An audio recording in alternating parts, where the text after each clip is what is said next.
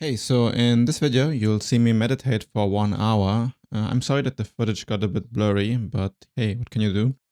I want to give you some advice about what I've learned. Like, I've been meditating now for around 10 years, maybe 12, and always on and off. So I haven't been super disciplined or anything, but I probably have more than 500 to 1000 hours under my belt. And I would say that the most important part of meditation is to understand that there are two different types. The first type of meditation is concentration practice, which trains you to go from your mind and your thoughts into your body and into your awareness. And you basically train the awareness to not be so focused on the thoughts. And if you can't do this, then meditation will always be very miserable. And most of meditation beginners just need to learn how to be able to do this. And when I say do this, what I really mean is to be able to concentrate on your breath for just 20 seconds uninterrupted without any thought. So then you are in a state where the concentration becomes very natural and easy. But it doesn't mean that losing concentration here is what makes you miserable. It's part of the process to lose concentration and refocus it again. Lose concentration, refocus it again. This is what concentration practice is just like. You do the reps by getting distracted and trying it again. But it becomes quite miserable if you're always in this loop of getting distracted forever and never make any progress into actually concentrating on an object for even just 20 seconds at a time. And it's not that once you know how to do this, you are always in this state of access concentration all the time where you can easily go into this. Oftentimes you need like 15 to 20 minutes to settle into this state of no mind or no thoughts. And even then, there are still things happening in the mind. For example, in this session that you can see right here, I had a few songs in my mind that just didn't stop for a good while. And then they like go away and they come back. But none of this really bothers me. It doesn't really make it impossible for me to meditate, or it doesn't really make it that much more difficult. It's just kind of background noise. There were also a lot of birds chirping, and I just kind of, take it. It doesn't change the fact that all I need to do here is focus on the breath, which in this instance, or in my general jhana practice right now, is focusing on the part of the nostrils. It's where the sensation of air enters the body, and there's where most of the concentration goes. And when I do this successfully for around 15 to 20 minutes, the mind usually is a lot more quieter, and I can feel the awareness of the present moment flow into the concentration of the breath. And concentration itself becomes somewhat of a meditation object, as awareness also becomes a meditation object. And in concentration practice, you can go into a state of absorption where you are fully one with the sensation of the breath in this instance, but it can be anything really. And these states of absorption are incredibly pleasant. And I am training for deeper jhanas, and that's why I am meditating for 1 hour here. I would usually meditate for maybe 30 minutes, 45 minutes, but now I'm taking it a bit more seriously again. So I'm going for 1 hour to 2 hours, which, for most people, starting meditation just sounds absolutely grueling and not pleasant at all. And in this session, it was actually quite pleasant. This hour passed by relatively quickly. I didn't have many thoughts that distracted me about my life. Like now, when I meditate and I have distracting thoughts, they're usually really random things, and like really random things about movies that I watched or something that I have to do to do in the day, or I want to do. And what used to happen is that thoughts were more related to the past, and I was very much worrying about the meaning of life and my own existence and how pointless the meditation was and why am I even doing this, and all of this sense of doubt for the meditation itself. And this went on for quite a while before these type of thoughts stopped. And the concentration practice basically trains your body to concentrate.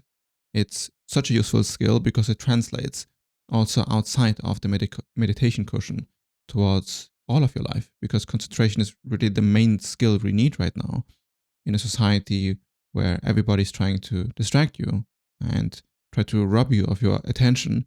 Concentration is the most powerful tool to build a good baseline of the ability to say, I want to concentrate on this, and to not get distracted.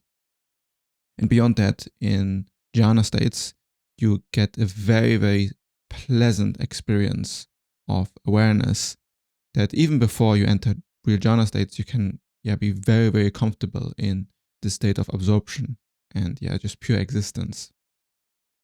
And then the other type of meditation is often called non-formally do-nothing meditation, or also called mindfulness. But I wouldn't say that if you seriously practice mindfulness, that it's the same as just noticing sensations.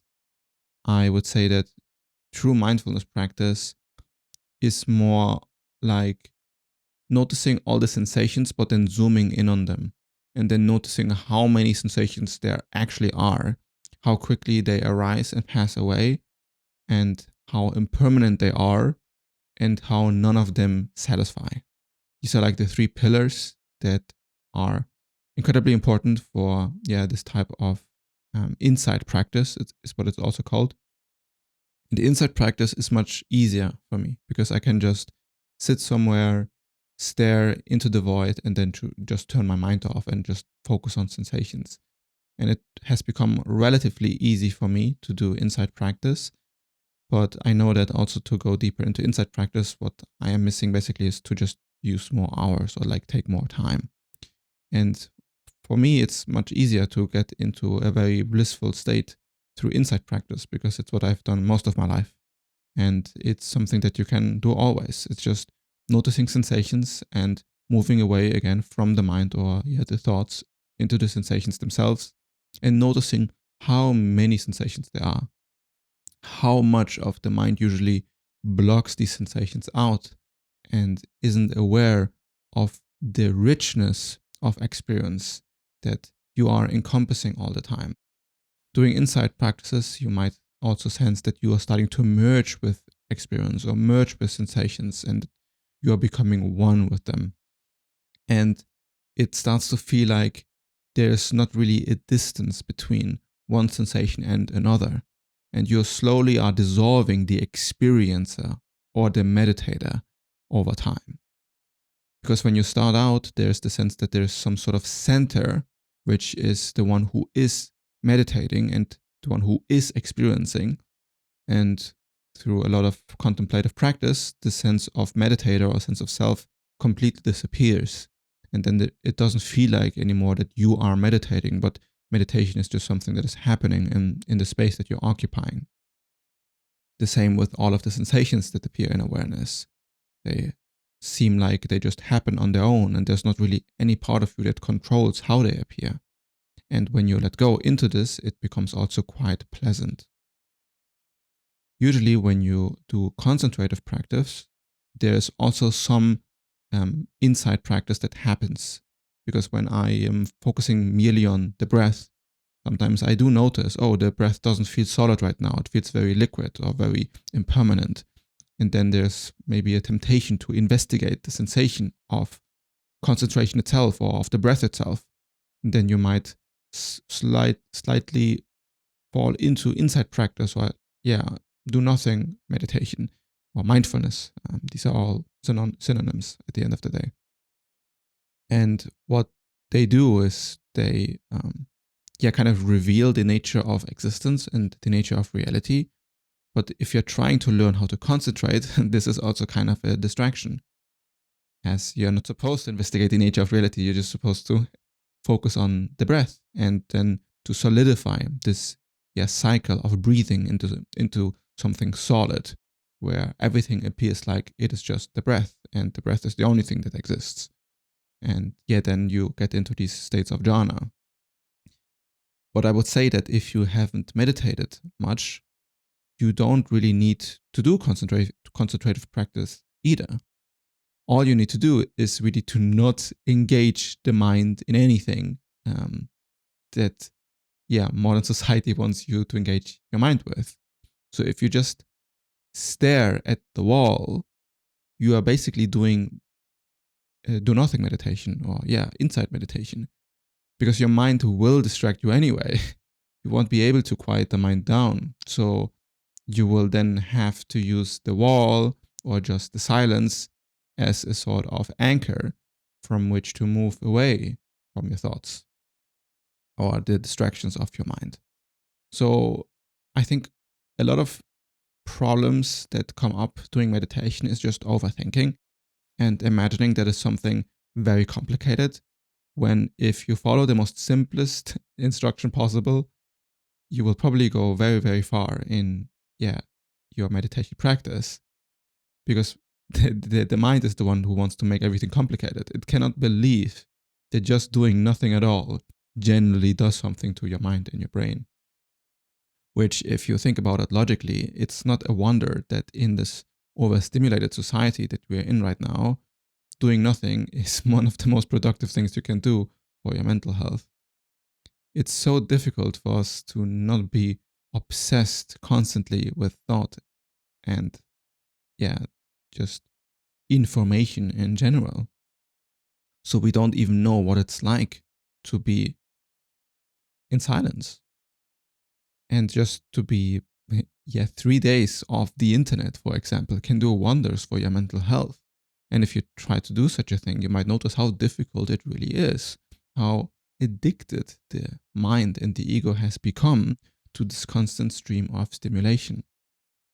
Doing meditation, the ego, when you are a beginner, basically screams at you that you're wasting your time, that you're unproductive, that this cannot possibly be useful, or the entire paradigm of usefulness itself is what is getting questioned. Like, why am I trying to do anything useful in the first place? Like, what is the meaning of life? Why am I doing any of this?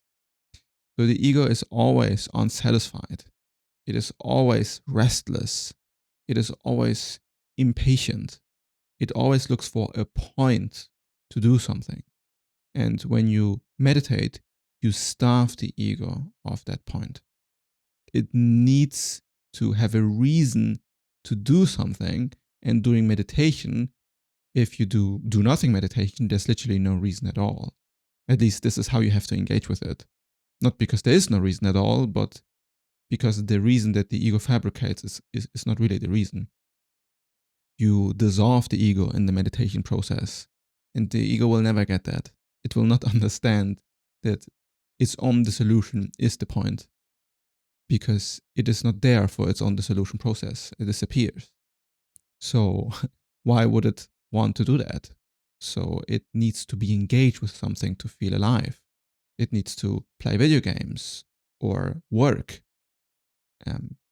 even doing sports or working out. Like, it needs to do anything so it can feel like it exists and is real. And it exists especially in the relationship that you have with other people. This is a crucial part that gives the ego its nutrition of validation and being seen as a somebody instead of nothing at all. And meditation makes you feel like you are nothing at all, that there's no point to anything, and you just slowly dissolve into pure being and pure awareness and pure existence. And after a certain time of meditative practice, you notice that it becomes easier, and it's actually quite pleasant, because you are able to kind of fall asleep while also being wide awake. And you might also notice that you get sleepy doing meditation. And if this happens, my advice for you is to just go to bed and fall asleep, because meditation is a state of restfulness. And if the body is so exhausted that it cannot rest without falling asleep, it's usually because you're not sleeping enough. And the meditation brings forth in the unconscious or subconscious that there's stuff to be processed. And a deeper form of processing is just falling asleep. Because when you fall asleep, the brain doesn't really shut off. It gets more active. And doing meditation, it might also appear that the brain is shutting off, but it also processes a ton of stuff. And it's exactly this processing that makes it so that you, cannot stop thinking and cannot stop getting distracted, because the brain is literally processing stuff. And to a certain extent, it is also distracting you from what it has to process because it feels uncomfortable. And the distraction usually is wondering, when is the meditation over? When can I do something else? When can I finally, stand up? Another issue that I had, or I'm still having to some extent doing meditation, and in this session right here, it was quite easy actually, but it's that limbs fall asleep and they get very tingly, and sometimes they get quite painful. And what I would advise is to just switch positions and move a little bit. It will break your concentration if you're doing concentrative practice, but if you're doing do nothing meditation, it literally doesn't matter what you do with your body. You could just be standing too. It's really not that relevant. Moving is very useful if you feel, you cannot stand anymore, how you are positioned. And the point of meditation is not about the body. It's not to torture yourself and making yourself feel uncomfortable. I learned that I can, sit straight on this meditation cushion. It might look like I am leaning against the wall, but I'm not at all. I am, sitting up straight. But again, I wouldn't recommend this for a beginner at all. I would recommend you put a cushion behind a wall and a cushion under your butt, and then lean behind the cushion or against the cushion. It's way easier than to just sit up straight. I've, for myself, learned to sit up straight because I noticed that I can concentrate better if I'm not leaning against the wall. But if you're a beginner, it really doesn't matter at all. It really doesn't matter. You will notice that meditation does its effects perfectly fine, even if you're leaning against the wall, especially if you are, a beginner. But if your legs fall asleep and you're not finding a nice position for your body, then just switch positions and it's fine. Don't torture your body and don't hurt yourself. It's not necessary because, again, it's not about the body at all. It's really about your own mind and what your mind tells you. Doing the audits that I do, what I get a lot is that I, question people about their own mind, about their life, and what their experience is, and where their sense of dissonance or dislike for their life, dislike for their mind or the situation or reality or existence. And then I, bring people into a state of structured silence, which is basically a meditation session. And this meditation session sometimes doesn't even last 10 minutes, maybe even 8 minutes. Depends a little bit on, the person. But you would be surprised how much 8 minutes or 10 minutes of meditation can do for a person, especially in this, structured setting where the goal is already to reveal something about yourself. Because suddenly the entire repressed feeling that your body kind of tried to hide from yourself gets liberated. And you notice insights and thoughts that don't feel like distraction, but like realizations all of a sudden. Because you open up the floodgates of your subconscious mind doing meditation. And then all of a sudden you feel things you didn't know you were capable of feeling. And it might be painful, but it might be very much liberating and peaceful, because you notice that your mind or your thinking was literally trying to distract you from feeling this thing. And then you might also come up with a name for what you're feeling. And it usually is not just an emotion, but a realization about how you function and how your mind functions. And it's extremely liberating and also quite insightful. And it's always possible to access this if you meditate for long enough or consistent enough, because it is a skill and the mind needs to learn how to open up its subconscious mind during this process. And doing my ego audits, I know how to guide people into this more structurally. I also think it's very useful to meditate whenever you feel like it, instead of having an extremely rigid schedule, because oftentimes the idea that you need to meditate makes it much more difficult and it feels much more torturous. Of course, if you have the ability to be disciplined and meditate 30 minutes, 1 hour every day, then it's awesome. But most people can't. And I find that just giving yourself the freedom to meditate and telling you that it's something you want to do and that you can do, and then prove to yourself that you can do it, is much nicer than telling yourself that you have to do it. The same with the timer. If you are not used to meditating, then you don't need to set a timer. You can just do it for however long you can endure. But I would also argue that it is better to put a timer in place just so that you have something to aim for. So you know roughly how long you can be in the state and then feel comfortable in the state. If you don't set a timer, you might suddenly notice that you're standing and have stopped meditating out of absolutely nowhere because something in your subconscious got triggered and you weren't even aware of it. And all of a sudden you're doing something completely unrelated to meditating. And this can happen very easily. And if you set a timer, then let's say 20 minutes. 20 minutes is actually what I advise for beginners, although it might stretch the meditation muscles for, most people. And that's actually why I advise it. And after 20 minutes, I also find you can notice the benefits when the meditation is over. Like you do actually notice some change. I think if you meditate alone without guidance for 10 minutes is also completely fine. Of course, better than nothing, but it's difficult to settle into the meditation in 10 minutes. If you notice that you always think about the time, like when will this session be over? When can I finally stop meditating and be done with it? Then I'd say investigate that feeling, because it's really this feeling that is what the ego is. Like it's telling you that it is not comfortable to be here. I want to be somewhere else. Please give me the freedom to be somewhere else.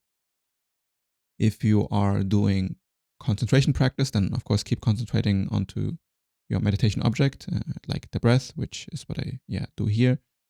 But if you're doing just do nothing meditation, then focusing on the experience of wanting it to stop is extremely rich territory, because you're going straight into the suffering, straight into the discomfort. And most humans can't do this. That's exactly why we are so neurotic, because we avoid feeling uncomfortable sensations. And during meditation, you will experience uncomfortable sensations. And if you are brave to say, okay, I don't like how this feels. What is the nature of this feeling? And to really analyze it, like feel what it's like physically. Where is it located in your body? How many micro qualia units are in this feeling of wanting it to stop? Sometimes this can be very difficult to localize, because where is the feeling of wanting something to stop localized? Especially if it's psychological. It's very interesting territory to investigate. And if it's a pain that you're feeling in your body, like physical pain, like a sensation in your back or in your legs, then it can also be investigated and wondered about, because it is a part of life to feel uncomfortable and to feel pain. And it's not something that you need to react towards. You don't need to like it. You don't need to bring yourself to like it. But you can notice that oftentimes during meditation, pains come up, even like itching on your skin or something. And you can see that the body actually does this too, or the mind does this, to distract yourself from just being present. Suddenly your body makes up pains and makes up spots that itch out of absolutely nowhere, so that you move and break your concentration. And yeah, so you keep looking into the void, when the void is exactly what wants to set you free. I will let the rest of this meditation run now, and you can maybe take this half an hour, 35 minutes, to meditate with me. You can just close your eyes and see how long you can just sit in your chair or be at the place that you are right now, and to just let whatever is happening happen. You can just sense sensations, hear what you hear, notice what you notice, feel gravity, feel your body, and not try to change anything. Because there's not really a grand point to life or grand meaning to life. The desire for something to satisfy is what slowly dissolves through meditation and contemplative practice. It's a cheat code, really.